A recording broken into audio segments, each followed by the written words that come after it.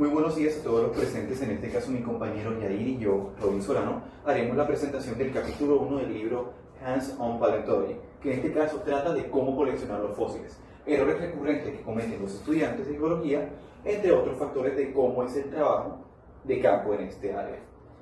Podemos comenzar con la pregunta de por qué es importante saber coleccionar. Incluso podemos intentar inferir un poquito en esta misma. Podemos leer que coleccionar sin orden pierde valor científico. ¿A qué tiene que ver esto? Resulta que cuando nosotros tomamos un fósil, sea por ejemplo de una playa o una zona de areniscas, en este caso nosotros tenemos que identificar de dónde proviene dicho fósil, debido a que si no realizamos el etiquetaje, el valor científico se pierde, porque podría venir de cualquier sitio. En cambio, si nosotros realizamos la ubicación, zonas aledañas, el tipo, podremos saber cómo se dio el trabajo en esa época, en ese sitio, y cómo fue el yacimiento fósil del cual se tomó este mismo ejemplar. Tenemos que los fósiles deben tener un contexto y procedencia, tal como acabo de nombrar. Podemos seguir con la información tan importante como el objeto. Continuando con una colección sin etiquetas es inútil para la investigación, llevando a pérdida de datos científicos. Continuando tenemos los errores comunes. En el libro se narra que un estudiante, del cual no se conoce el nombre ni la universidad, debido a que el escritor decidió dejarlo como anónimo, dejó que el estudiante mismo obtuvo unos fósiles y los guardó directamente en una caja de zapatos.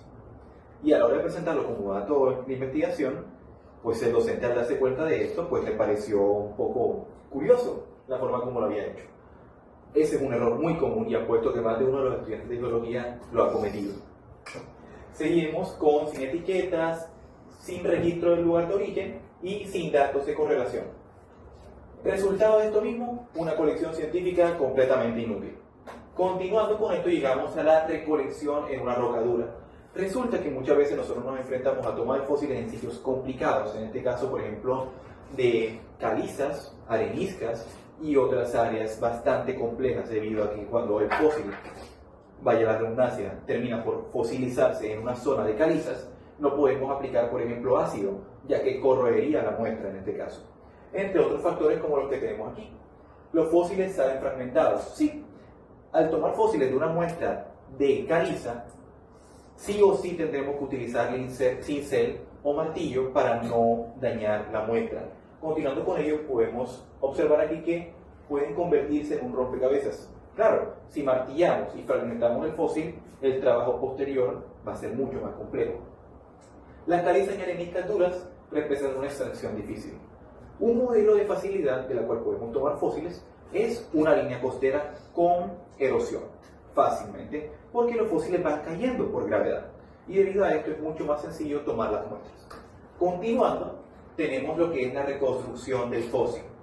Resulta que tenemos que numerar cada uno de los fragmentos, todo esto con un pegamento y una arena especial. En este caso la arena pues es presentada debido a que el escritor le gusta trabajarlo con ello. Dibujar el croquis de la procedencia, reensamblar con pegamento tal como acabo de nombrar y usar cajas de arena para fijar la posición, con el objetivo de recuperar la forma original del fósil para datos científicos. Continuamos con alternativas del martillo y posterior a esto mi compañero Yair continuará con la presentación. Llegamos a que no siempre se necesita golpear la roca. Eso es un factor muy clave. Recordemos que si martillamos la roca en, por ejemplo, el espacio de caliza o arenisca, fragmentaremos el fósil. Unos ejemplos de cómo no podríamos realizar ese proceso, pues tenemos lo que es la recolección en playas, tal como había nombrado, erosión. Derrumbios naturales, zonas donde la erosión está tirando la roca hacia la zona costera o la línea costera. Tenemos también rocas blandas, claro, zonas de arcilla, por ejemplo, e incluso la fotografía digital. Muchas veces no necesitamos tener el fósil en nuestras manos para poder sacar datos científicos.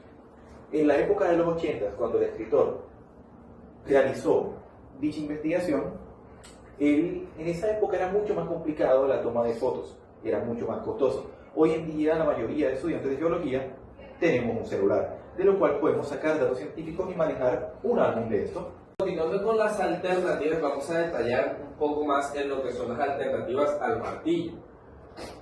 Normalmente este tipo de soluciones se presentan por este tipo de conflictos o este tipo de problemas. donde puede que haya organismos fósiles incrustados en materiales hechos de caliza, e incluso el mismo fósil esté hecho de caliza, lo que hace que sea imposible disolver o facilitar la extracción del fósil con ácido clorhídrico. Por lo que la solución en la época donde se redactó el primer capítulo del libro era el trabajo mecánico, el cual era una extracción cincelada, muy lenta, con herramientas muy finas, casi quirúrgicas, de algo de demasiada paciencia y que no garantizaba al 100% que el fósil fuera a salir con las características al 100% en una sola pieza, sino que corría el riesgo de que se fragmentara y se perdiera tiempo. Como solución a este problema, se presentó una solución contemporánea, que es la fotografía. En la época, como dijo mi compañero, tomar fotografías era algo extremadamente costoso, pero en la actualidad es muy sencillo tener una cámara digital o incluso un smartphone que permite tomar sin bajo costo, sin peso, sin el problema de estado algo físico que se pueda dañar, rayar, perder, mojar.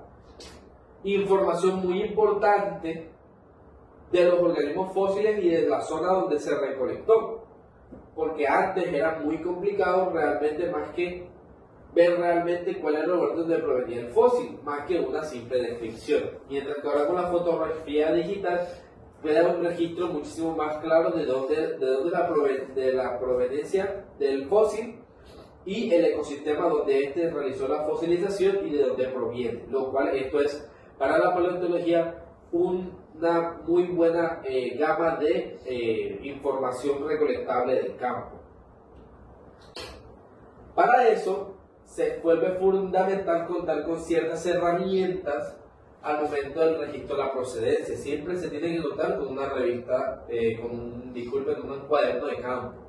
Generalmente que sea algo que no sea fácil de dañar y que sea a prueba de agua perfecto para este tipo de situaciones.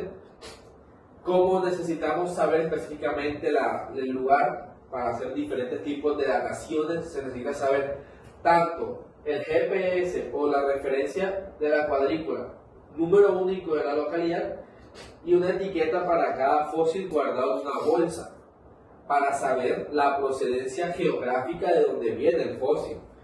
Esto es una frase que se repite con bastante recurrencia en el capítulo, pero se tiene que dejar bastante claro que sin datos, fósil no tiene valor científico.